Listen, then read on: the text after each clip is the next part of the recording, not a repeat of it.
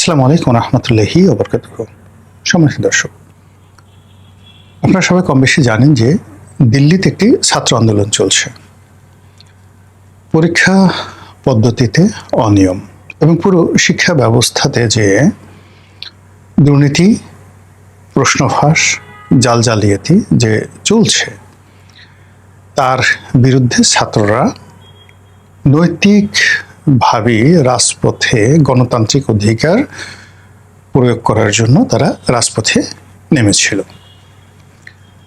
তো তারা যখন রাজপথে নেমেছিল ঠিক সেই সময়টাতে বিজেপি সরকারের পুলিশ বা নরেন্দ্র মোদী সরকারের পুলিশ সেখানে ছাত্রদের সঙ্গে অতিরিক্ত বল প্রয়োগ করে, লাঠিচার্জ, টিয়ার শেল, তারপরে গরম পানি ছেটানো এবং অশ্লীল অঙ্গভঙ্গি সহ যারা ছাত্র কিংবা ছাত্রী তাদের গোপন অঙ্গে পুলিশের লাঠি দিয়ে আঘাত করার মতো দৃষ্টিকটু এবং গর্হিত কর্মকাণ্ড ঘটতে থাকে। এবং আপনারা জানেন যে নরেন্দ্র মোদী সরকার এই মুহূর্তে পৃথিবীর সবচেয়ে শক্তিশালী একটি সরকার। দেশের সকল মিডিয়া ঠিক বাংলাদেশে যেভাবে শেখ হাসিনার অবস্থা হয়েছিল ঠিক ওইরকম অবস্থা ভারতবর্ষে, এবং তিনি যে ক্ষমতা ভোগ করছেন ঠিক সেই ক্ষমতা সম্ভবত সম্রাট আকবর বা আওরঙ্গজেবের এরকম একছত্র ক্ষমতা ছিল না। একেবারে বাংলা থেকে গুজরাট, গুজরাট থেকে বিহার, বিহার থেকে আসাম, আসাম থেকে মণিপুর, একেবারে মণিপুর থেকে কাশ্মীর, সব জায়গাতে বিজেপি, নরেন্দ্র মোদী, অমিত শাহ, রাজনাথ সিং এদের রাজত্ব। ফলে তাদের নিজস্ব গদি মিডিয়া হয়ে গেছে, নিজস্ব পুলিশ বাহিনী, এমনকি সেনাবাহিনী, এমনকি বিচার বিভাগও একেবারে হুবহু বাংলাদেশের মতো সেখানে করা হয়েছে। তো এই অবস্থায় ছাত্র যারা আছে তারা একটা রায়ের জন্য হাইকোর্টে গেল, একেবারে বাংলাদেশের মতো হুবহু। সেখানে যিনি প্রধান বিচারপতি তিনি একটি মন্তব্য করলেন যে এই তেলাপোকা, এই তেলাপোকা, ককরোচ, এই কথার বিরুদ্ধে তারা একটা পার্টি গঠন করে ফেলল ইন্টারনেটে, ককরোচ পার্টি।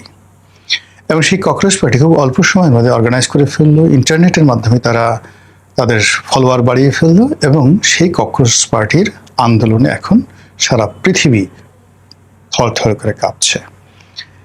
এবং আপনি যদি বাংলাদেশে যে কোটা বিরোধী আন্দোলন হলো, সেই কোটা বিরোধী আন্দোলন একটা সময় এই ব্যাপারে সরকার এবং যারা আন্দোলনকারী তারা কিন্তু সুপ্রিম কোর্টে এসেছিল, এবং তৎকালীন বিচারপতি তিনি এই বিষয়টিকে একেবারেই পাত্তা দিতে চাননি। এর কারণ হলো যে তখন সরকারের ক্ষমতাটা এমন একটা পর্যায়ে যে সেখানে আসলে যারা আন্দোলনকারী তারা জেলা জজ নয়, কোনো জুডিশিয়াল ম্যাজিস্ট্রেটের সামনে দাঁড়িয়ে কথা বলবে এই অবস্থা তখন সে বাংলায় ছিল না। সেখানে চিফ জাস্টিসের সামনে গিয়ে তাকে ভয় দেখানো হচ্ছে, চাপ প্রয়োগ করা হচ্ছে, বা অ্যাটর্নি জেনারেল বলছে যে এই জিনিসটা খুব দ্রুত নিষ্পত্তি করেন বিকজ গোয়েন্দা রিপোর্ট ভালো না। তখন এটা তাদের ইগোতে লেগেছে। ফলে কি হলো, বাংলাদেশের প্রধান বিচারপতি বললেন যে এই রাজপথের আন্দোলন দ্বারা সুপ্রিম কোর্ট চলবে না। এই যে শুরু হলো গণ্ডগোল। সেই বিচারপতিরা রাজপথে লাঞ্ছিত হলেন, মার খেলেন, গাড়ি থেকে নামিয়ে তাদেরকে বেদম প্রহার করা হয়েছে। তারপরে যা কিছু ঘটেছে পুরো এখন তো আপনি এটা কল্পনাই করা যায় না। ঠিক সেম ঘটনা ভারতে ঘটবে কি ঘটবে না সেটা হয়তো আরো 2-1 দিনে বোঝা যাবে। এখন এই যে ভারতের যে ককরোচ পার্টি, তাদের প্রধান যে দাবি, প্রধান তিনটি দাবি। 1 নম্বর দাবি হলো শিক্ষামন্ত্রীকে পদত্যাগ করতে হবে, শিক্ষামন্ত্রীর নাম ধর্মেন্দ্র। দ্বিতীয় তাদের দাবি যে এই সময়টিতে যে সকল আন্দোলনকারীর বিরুদ্ধে সারা ভারতবর্ষে মামলা মোকদ্দমা হয়েছে সেই মামলা মোকদ্দমা প্রত্যাহার করতে হবে। আর 3 নম্বর হলো যে এই সময়টিতে যারা ক্ষতিগ্রস্ত হয়েছে, অঙ্গহানি হয়েছে, হয়তো কেউ মারা গেছেন, তাদের দায় দায়িত্ব রাষ্ট্রকে বহন করতে হবে। তো প্রথম যে দাবিটি এটি নিয়ে সরকার গড়িমসি করেছে, কিন্তু আজকে আমি যখন ভিডিও করছি শনিবার দিন সন্ধ্যার সময়, ঠিক সেই সময় খবর হলো শিক্ষামন্ত্রী পদত্যাগ করেছেন। এরপর বাকি দুটো দাবিও মেনে নেওয়া হয়েছে। তার আগে তাদের এই দাবি যে মেনে নেওয়া হবে সেটা শুক্রবার দিন রাতে জনাব নরেন্দ্র মোদী তিনি তার যে সোশ্যাল প্ল্যাটফর্ম সেখানে এসে একটি বক্তব্য দিয়েছেন, সম্ভবত 30 থেকে 35 সেকেন্ডের একটি বক্তব্য, এবং এটি সাম্প্রতিক সোশ্যাল মিডিয়াতে এতটা ভাইরাল হয়ে পড়েছে যে সোশ্যাল মিডিয়া তৈরি হওয়ার পরে এত মানুষ লাইক, কমেন্ট, শেয়ার এবং এটাকে নিয়ে যে একটা ভাইব তৈরি হয়েছে এটা কখনো হয়নি। মানে সারা দুনিয়াতে সোশ্যাল মিডিয়াতে সবচেয়ে এই নরেন্দ্র মোদীর বক্তব্যটি ভাইরাল হয়েছে। যারা নরেন্দ্র মোদীর ভক্ত তাদের বক্তব্য হলো যে দেখো দেখো দেখো রাজনীতি করে কিভাবে। একটা বক্তব্য উনি এ যাবৎকালে 2টো বক্তব্য দিয়েছেন, এটা হলো দ্বিতীয় বক্তব্য, এর আগে আরেকটি বক্তব্য। এই বক্তব্য দিয়ে ভারতের সমস্ত রাজনীতির কোর্স অফ অ্যাকশন পরিবর্তন করে ফেলেছেন। ফলে এই ককরোচ পার্টির যে আন্দোলন এটা থাকবে না, নিষ্পত্তি হয়ে গেল। এই আন্দোলন আর থাকবে না। ফলে যারা নরেন্দ্র মোদীর পতন নিয়ে, সরকারের পতন নিয়ে, বিজেপির পতন নিয়ে যে সকল স্বপ্ন দেখা হয়েছিল এবং এটিকে বাংলাদেশের মতো এটি পরিণতি দেওয়ার ব্যাপারে যারা খুব আশাবাদী ছিল তারা মাঠে মারা গেলেন, এরকম বক্তব্য এখন পর্যন্ত দিচ্ছে।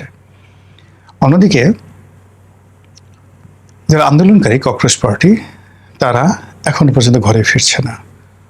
মন্ত্রীর পদত্যাগের পরেও তারা নতুন আরও 2টো শর্ত যুক্ত করেছেন। এবং ঠিক আন্দোলনের শেষ সময়টিতে বাংলাদেশের শেখ হাসিনার জামানাতে যেভাবে একের পর এক দাবি মেনে নেওয়া হচ্ছিল আর তার সাথে পাল্লা দিয়ে নতুন নতুন দাবি সংযুক্ত করা হচ্ছিল, এবং শুধু দাবি সংযুক্ত করার পাশাপাশি সারা বাংলাদেশে নানা রকম কর্মকাণ্ড, সন্ত্রাসী কর্মকাণ্ড, অগ্নিকাণ্ড, হতাহত সব মিলিয়ে একটা সরকারকে তছনছ করে দেওয়ার জন্য যা যা দরকার সব করা হচ্ছিল। এবং একটা সময় সরকার তার যে ধৈর্য হারিয়ে ফেলে, নির্বিচারে গুলি চালায়। তারপর তারা যে রাষ্ট্রের যে ধ্বংসযজ্ঞ, সেই ধ্বংসযজ্ঞ দেখে তারা তাদের যে খেই এটা হারিয়ে ফেলেন, সাহস হারিয়ে ফেলেন। ঠিক একই অবস্থা ভারতে ঘটতে চলেছে। ইতিমধ্যে যে সকল সেলিব্রিটি এখানে অংশগ্রহণ করেছেন, অনেকে অসুস্থ হয়ে পড়েছেন, অনেকে হাসপাতালে গেছেন। এখানে সোনম চুক, সেই যে 3 ইডিয়টসের যে আমির খান যে অভিনয় করেছিলেন, আমির খান যার চরিত্রকে তিনি সেলুলয়েডের পর্দা নিয়ে এসছেন, তো সেই সোনম ওয়াংচুক তিনি এখানে অনশনে অংশগ্রহণ করেছেন এবং সাম্প্রতিক সময় তার সেই অনশন তিনি ভঙ্গ করেছেন রাজনৈতিক নেতাদের বক্তব্যে। কিন্তু হাসপাতালে ভর্তি হওয়ার পর তাকে অনেকটা গৃহবন্দী করে রাখা হয়েছে এবং তিনি বলছেন যে এখন এই অবস্থায় থাকার চেয়ে আমাকে গ্রেপ্তার করুন, যেহেতু আমি স্বাধীন দেশের নাগরিক। এর চাইতে এখন যেভাবে হাসপাতালে আমাকে রাখা হয়েছে এর চাইতে গৃহবন্দিত থাকা ভালো। অন্যদিকে নাসিরউদ্দিন শাহ থেকে শুরু করে প্রায় সবাই, অনেকে অসুস্থ হয়ে পড়েছেন। অনেক সেলিব্রিটি যারা হয়তো রাজনৈতিক উদ্দেশ্য নয়, কিন্তু শাহরুখ খানের মতো সেলিব্রিটি, তারাও কিন্তু রাজপথে এসছেন জাস্ট সেই আন্দোলনকারীদেরকে শুভেচ্ছা জানানোর জন্য। তো সব মিলিয়ে এই যে ককরোচ পার্টির যে আন্দোলন, এই আন্দোলন থামার কোনো লক্ষণ দেখা যাচ্ছে না, বরং সেই শিক্ষামন্ত্রীর পদত্যাগের পরেও অন্যান্য প্রদেশে সে আন্দোলন ছড়িয়ে পড়েছে। বিশেষ করে পশ্চিমবঙ্গে যে ঘটনা ঘটেছে, পশ্চিমবঙ্গের যে বিজেপির প্রধানমন্ত্রী শুভেন্দু বা মুখ্যমন্ত্রী শুভেন্দু, তার বাড়িতে আক্রমণ হয়েছে, মারাত্মক আক্রমণ হয়েছে এবং এতটা আক্রমণ হয়েছে যে উনি নাকি, যেটা দেখলাম সত্য মিথ্যা, উনি সেই বাড়ি থেকে দৌড়ে পালিয়ে তারপরে প্রাণ রক্ষা করেছেন। এবং এখানে তৃণমূলের একটা শক্তি আছে, তারপরে এখানে মমতা ব্যানার্জির একটা শক্তি আছে, ইসলামিস্টদের একটা শক্তি আছে। সেই সকল শক্তি এখন বিজেপির বিরুদ্ধে যদি পশ্চিমবঙ্গে অ্যাক্টিভেট হয়, তাহলে শুভেন্দুর আসলে সেখানে টিকে থাকাটা রাষ্ট্রশক্তিদের সম্ভব নয়। আমাদের দেশে যেমন একটা আইন আছে সন্ত্রাস দমন আইন, পশ্চিমবঙ্গের একটা আইন আছে গুন্ডা দমন আইন। তো সেই গুন্ডা দমন আইনের অধীনে মামলা করা হয়েছে, কিন্তু এখনো পর্যন্ত পশ্চিমবঙ্গের পরিস্থিতি উন্নতি হয়নি, বরং খারাপ হচ্ছে এই ভিডিও করা পর্যন্ত। ফলে এই যে ককরোচ, তেলাপোকা, সেই তেলাপোকার যে যন্ত্রণা, তারা যে আনাম এক একটা সাম্রাজ্যকে খেয়ে ফেলতে পারে, পুরো একটা মঞ্চকে খেয়ে ফেলতে পারে, এমনকি নরেন্দ্র মোদীর গদি খেয়ে ফেলতে পারে, এই যে ইতিহাস তারা তৈরি করতে যাচ্ছে, এটা বোধহয় এত সহজে এখানে শেষ হবে বলে মনে হচ্ছে না। মহান আল্লাহ আমাদের সবাইকে হেদায়েত দান করুন এবং হেফাজত করুন। আসসালামু আলাইকুম ওয়া রাহমাতুল্লাহি ওয়া বারাকাতুহু।